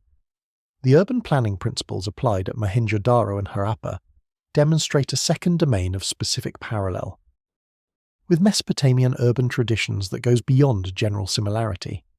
The grid-plan street layout of Harappan cities, with major streets oriented to cardinal directions and secondary streets running perpendicular to them in a consistent hierarchical pattern, appears at Mohenjo-Daro at its earliest documented occupation phase without antecedents in the regional pre-urban record of the Indus Valley. The same absence of developmental precursors that characterizes Sumerian urban planning in southern Mesopotamia appears in the Indus Valley context, suggesting that both traditions received their urban planning principles from the same external source rather than developing them independently. The specific angular deviations from true cardinal directions observed in both Harappan and Sumerian city layouts, which in both cases correspond to astronomically significant azimuths, provide an additional point of specific correspondence that argues for a common originating tradition in which astronomical orientation of urban space was a foundational principle rather than a regional adaptation. Remote sensing data collected by NASA's Shuttle Radar Topography mission between 2001 and 2003 revealed a series of paleochannel systems crossing the Arabian Peninsula that were invisible to ground-level observation but clearly preserved beneath the surface sand deposits.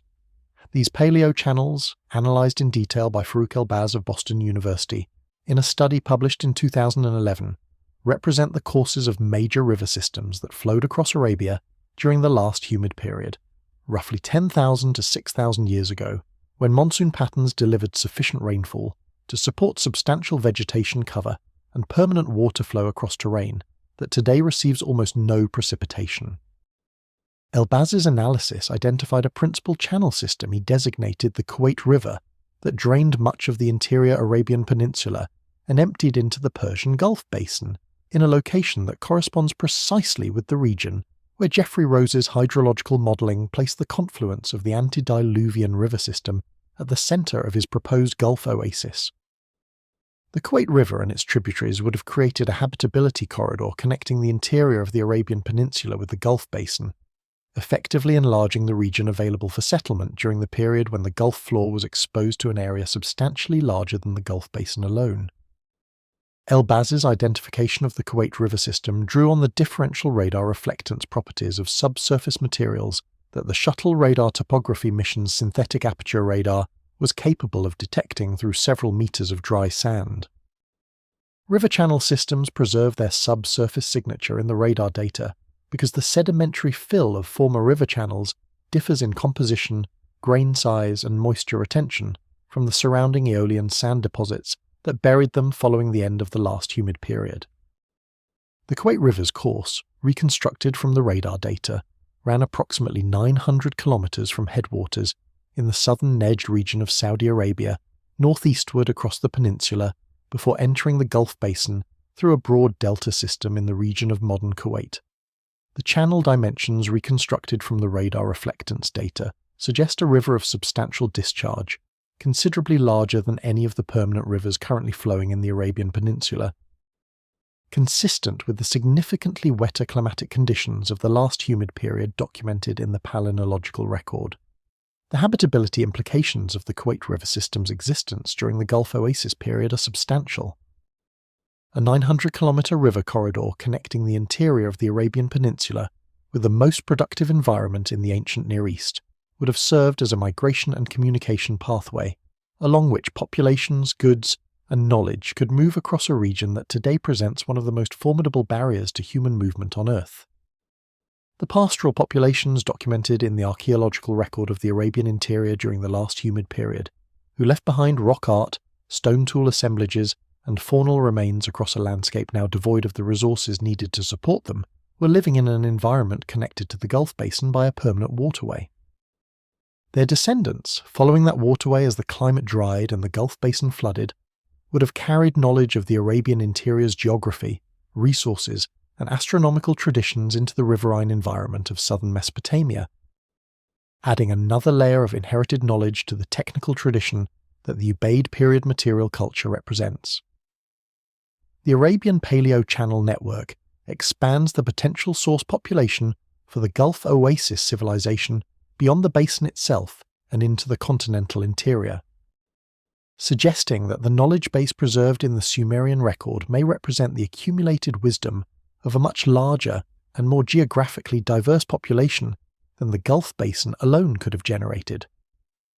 The collection of texts known to Assyriologists as the Sumerian temple hymns, preserved most completely in copies from the Ur-3 period and translated comprehensively by Axe, Sjoberg and E. Bergman in their 1969 publication, constitutes one of the most direct textual sources for understanding how Sumerian civilization conceptualized its own origins and the nature of its most significant urban centers.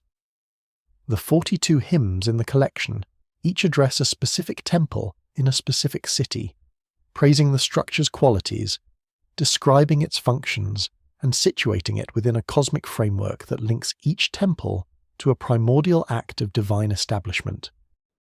What distinguishes the temple hymns from purely religious poetry is the administrative and technical vocabulary embedded within their praise language. Descriptions of temples as gleaming in lapis lazuli and towering over the mountains are conventional poetic elaborations, but interspersed with these are specific references to the functional capabilities of each temple, its role in maintaining the city's water supply, its function as a repository for specific categories of knowledge, its equipment for astronomical observation, and its capacity to serve as a communication node within a broader network of similar installations. The methodological key to extracting historical content from the temple hymns lies in distinguishing between their two registers of language. The first register is the standard elevated diction of Sumerian religious poetry, characterized by metaphorical elaboration, repetitive praising formulae, and mythological narrative that situates the temple within the cosmic order. This register is well understood by scholars of Sumerian literature and presents no interpretive difficulties. The second register, which appears embedded within the first and is often passed over in literary analyses focused on the hymn's poetic qualities, employs technical administrative vocabulary of the same kind found in purely functional cuneiform documents. When the hymn to the Eka temple at Nippur describes the temple as the house that measures the depths of the waters and knows the count of the days, the word translated as measures belongs to the technical vocabulary of hydraulic surveying and appears in irrigation management records in contexts denoting precise measurement of water levels and flow rates. The word translated as count belongs to the astronomical computation vocabulary and appears in astronomical tablets in contexts denoting the systematic accumulation of observational data over extended periods. The hymn is not simply praising the temple's cosmic grandeur, it is describing specific technical functions that the temple complex performed. The hymn to the Eanna temple complex at Uruk provides the most technically detailed example in the collection, Eanna, the great temple precinct dedicated to the goddess Inanna, receives a hymn that includes a passage describing what Schoberg and Bergman translated cautiously as the place where the divine measures are kept. The Sumerian phrase underlying this translation employs the word for measures in a technical sense denoting standardized reference units. The physical standards against which commercial and administrative measurements were calibrated. A temple that maintained the standardized reference units for a city's entire weight and measure system was not performing a purely religious function. It was performing a metrological function, maintaining the physical standards that made commercial exchange and administrative accounting possible across the city and its agricultural hinterland. The Eanna hymn's reference to this function, embedded within religious praise language, preserves a record of the temple's actual administrative role that complements the more formally documented metrological functions of Mesopotamian temples found in administrative tablets. 3 of the 42 hymns address temples at cities that do not appear in the confirmed archaeological record of southern Mesopotamia, cities whose names are attested in the temple hymn collection but have not been matched to excavated sites.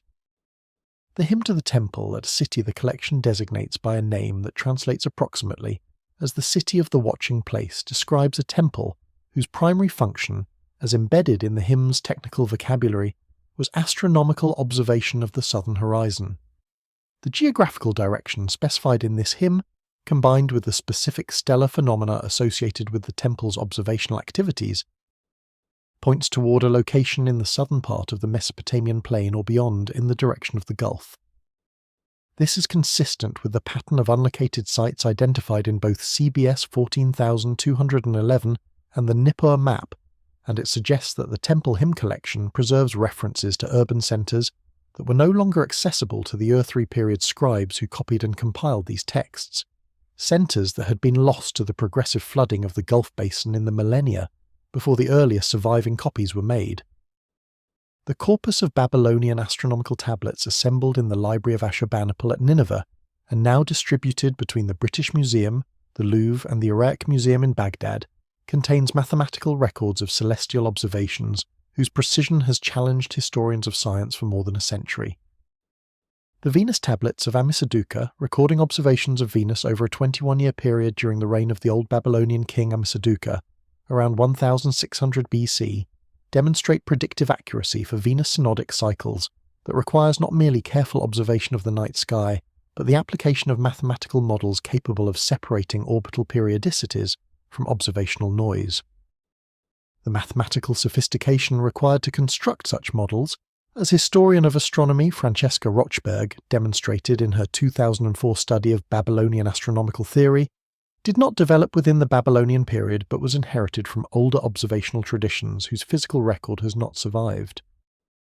The tablets themselves, in their colophons, explicitly state that they are copies of older tablets, and the astronomical data they contain, when projected backward using modern orbital mechanics, corresponds to observation epochs considerably earlier than the copying dates of the surviving texts.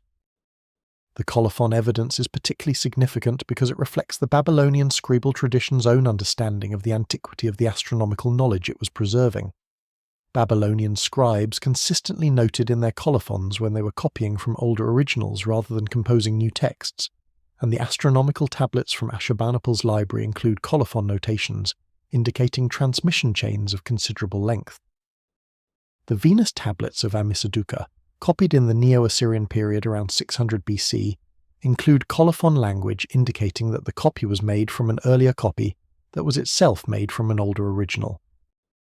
The astronomical data in the tablets, when analysed using modern orbital mechanics software to project Venus's observed synodic behaviour backward in time, produces date matches not with the reign of Ammisaduqa in the 17th century BC, but with an earlier period, with the best fit date falling in the range of approximately 3200 to 3000 BC, the period corresponding to the early Uruk phase of Sumerian civilization.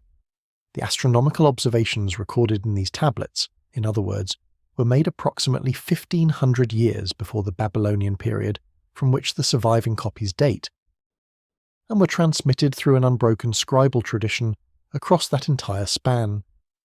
The mathematical techniques applied in the Venus tablets go beyond simple observational recording to include predictive modelling of a sophistication that Rochberg's analysis characterised as representing a fully developed theoretical astronomy rather than a pre-theoretical observation archive. The tablets use a computational procedure that modern historians of science call the goal year method, in which observations from a previous synodic cycle of a planet are used to predict the timing of the same planet's behaviour in the current cycle, corrected for the known difference between the synodic and sidereal periods.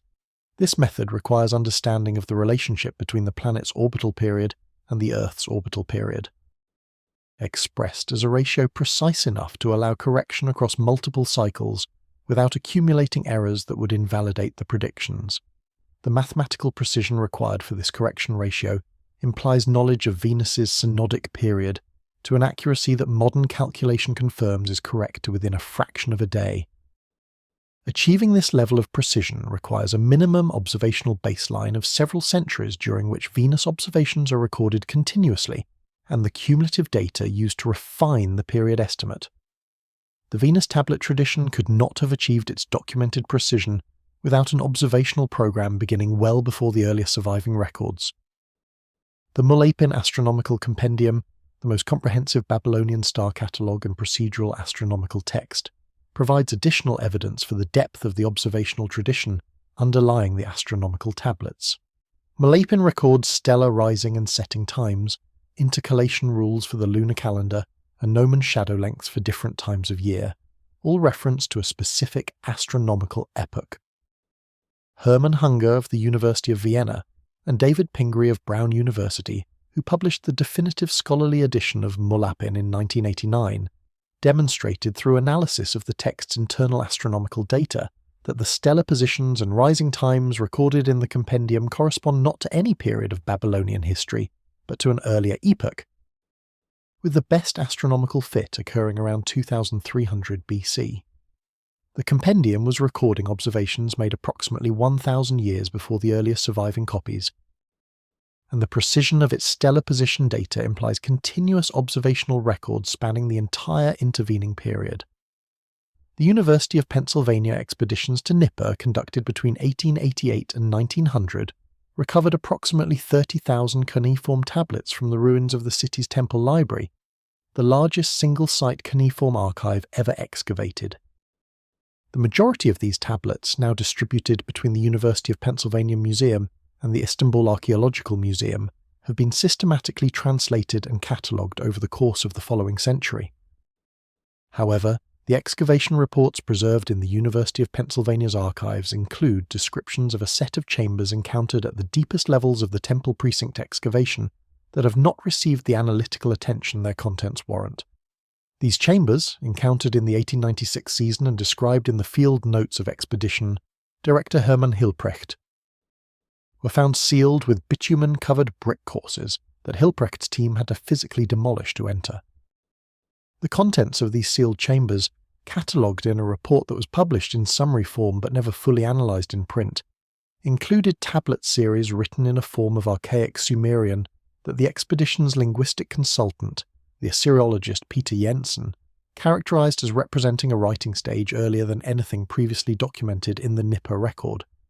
Hilprecht's field notes, held in the archives of the University of Pennsylvania Museum and examined by Assyriologist Nick Veldhuis during his research on Nippur's scribal traditions in the early 2000s, describe the sealed chambers in terms that suggest deliberate long-term preservation rather than incidental architectural features. The bitumen sealing of the brick courses was applied to the interior face of the closing wall as well as the exterior, a technique that creates a more effective moisture barrier and implies knowledge of preservation chemistry beyond what would be required for simply blocking an unused doorway.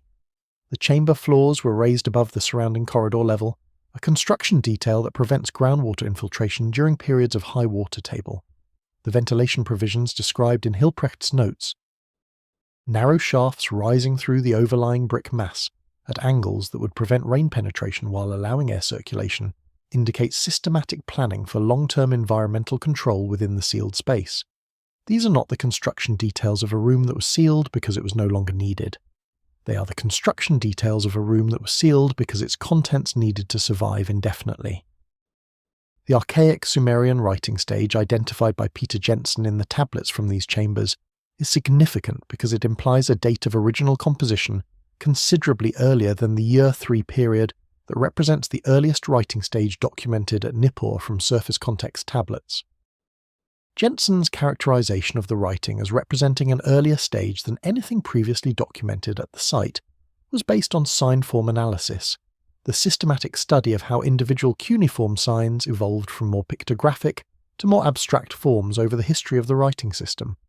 Earlier writing stages are identifiable by more pictographic sign forms, less standardized sign orientation, and fewer of the phonetic complements that later scribble practice added to aid reading. The tablets from the sealed chambers showed a combination of these archaic features that Jensen placed on paleographic grounds at a writing stage equivalent to or earlier than the earliest Uruk period tablets, potentially dating the original composition of these texts to the period of the Ubaid to Uruk transition. The precise moment when the knowledge preserved in the Gulf Oasis civilization was being transferred to the emerging urban centres of southern Mesopotamia. In the villages and nomadic communities of southern Iraq, across the marshland populations that inhabit the region surrounding ancient Eridu and Ur. Ethnographers working in the mid-20th century before the large-scale drainage of the southern Iraqi marshes recorded oral traditions about the ancient cities that preserve details not present in any published archaeological or textual source. British anthropologist Wilfred Thesiger, who spent extended periods among the Marsh Arab communities of southern Iraq in the 1940s and 50s, and documented his observations in publications that remain primary sources for the culture of this region, noted that local informants maintained specific oral traditions about cities that had sunk beneath the waters of the Gulf, traditions that distinguished between cities that the informants said lay under the marshes. Cities that could sometimes be seen as shadows in very still water, and cities that lay much further away under the deep sea.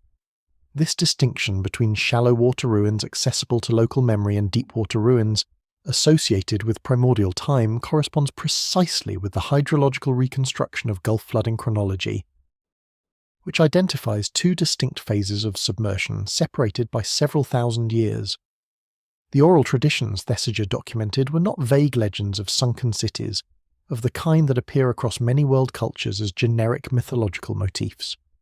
They were geographically specific, socially differentiated, and functionally integrated into the daily life and navigational knowledge of the marsh communities in ways that suggest they derived from accumulated observational experience rather than mythological elaboration.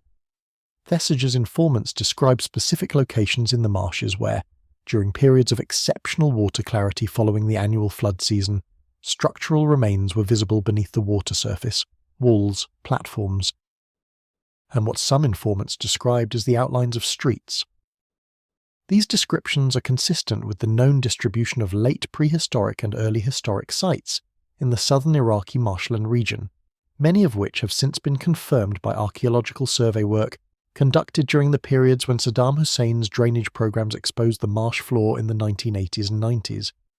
The shallow water ruins that Thesiger's informants described are real, and the fact that local communities had maintained knowledge of their locations across the centuries between their submersion and Thesiger's fieldwork demonstrates the durability of geographically specific oral tradition in communities with strong territorial attachment. The deep-sea ruins associated with primordial time in the marsh, Arab oral traditions represent a qualitatively different category of knowledge. Thesiger's informants distinguish these deep ruins clearly from the shallow marsh ruins, describing them as lying under the great water rather than under the marsh water, and associating them with ancestors from a time before the current world existed. The phrase "before the current world existed," which Thesiger recorded in his field notes as a consistent element of the deep water ruin traditions, corresponds remarkably closely with the Sumerian antediluvian terminology, the period before the flood described in the Sumerian king list and the Eridu Genesis as a distinct historical era with its own cities, rulers, and institutional structures.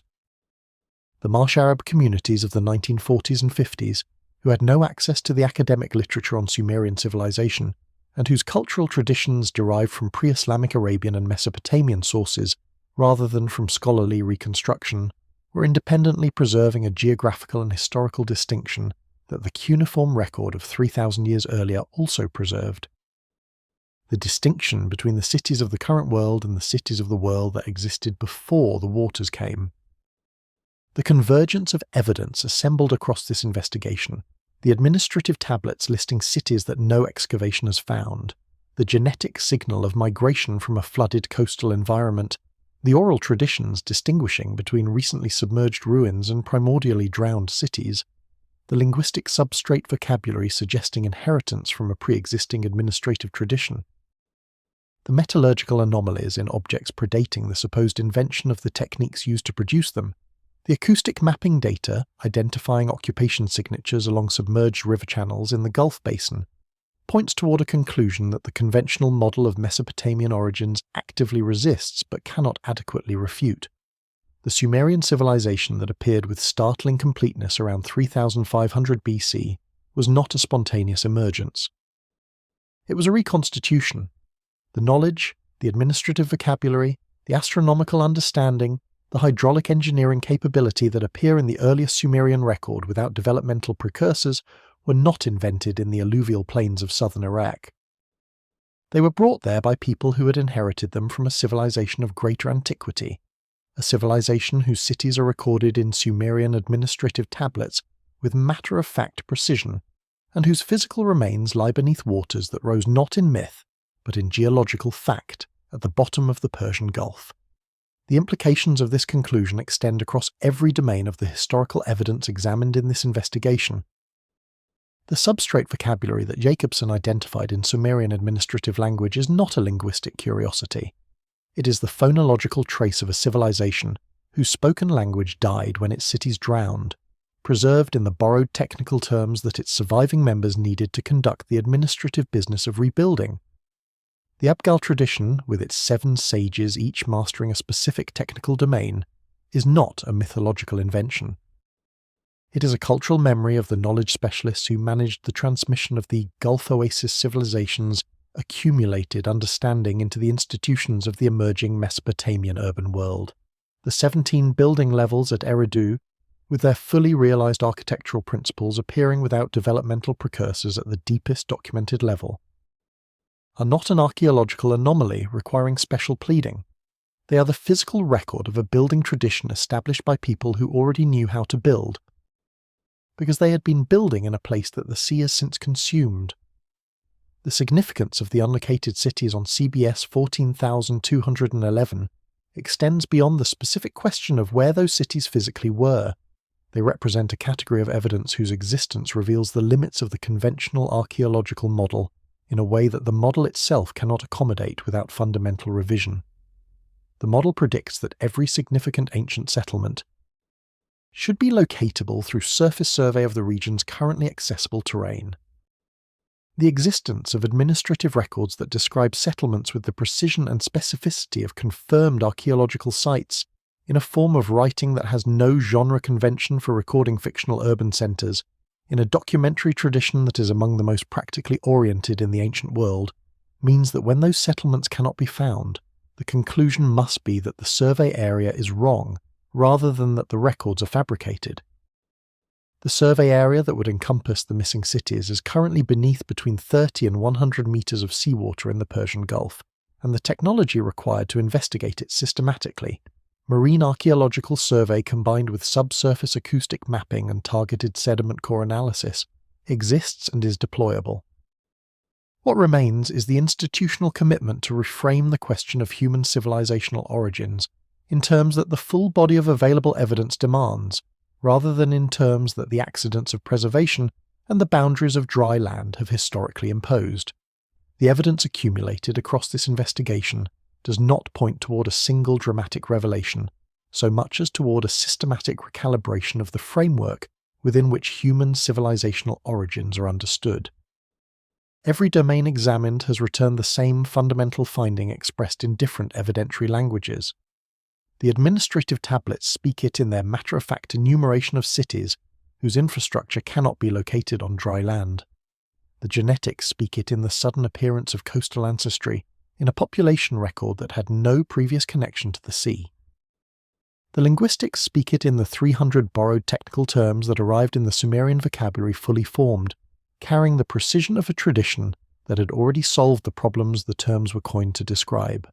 The geology speaks it in the acoustic signatures of occupation debris distributed along submerged river channels at intervals that match the administrative geography of a functioning urban civilization.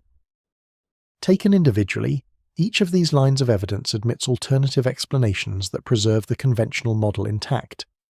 Taken together, they constitute a convergence that the conventional model cannot absorb without acknowledging that something fundamental has been missing from it. What has been missing is a civilization.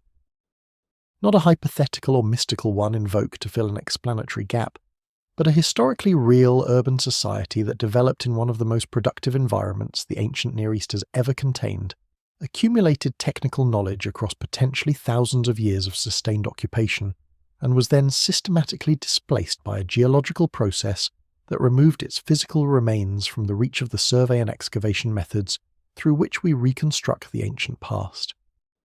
The Persian Gulf basin swallowed that civilization's cities as thoroughly as any archaeological site has ever been destroyed, and it did so in a way that left the civilization's knowledge intact in the memories and institutional practices of the people who carried it northward into the Mesopotamian plain.